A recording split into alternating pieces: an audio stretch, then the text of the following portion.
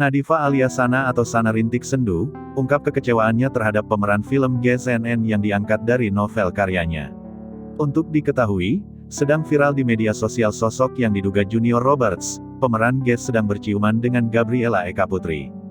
Junior juga diketahui merupakan mantan kekasih Hanggini, lawan main Junior di film itu sekaligus sahabat dari Gabriela.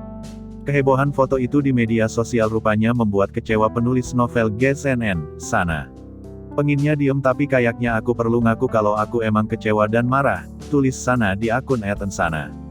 Di unggahan story berikutnya, Sana juga mengungkap perasaan kepada penggemar ceritanya. Sana sadar banyak penggemar yang mendukungnya meskipun sejak awal sudah ada yang menentang pemeran karakter itu. Itu sebabnya Sana merasa bersalah pada penggemarnya.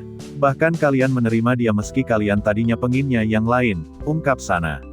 Mencoba menghibur Sana, Jerome Pauline kemudian membuat unggahan dan mengganti karakter pria dalam poster film GSNN dengan foto Jerome. Beberapa penggemar juga terlihat mengirimkan pesan dukungan untuk Sana di media sosialnya.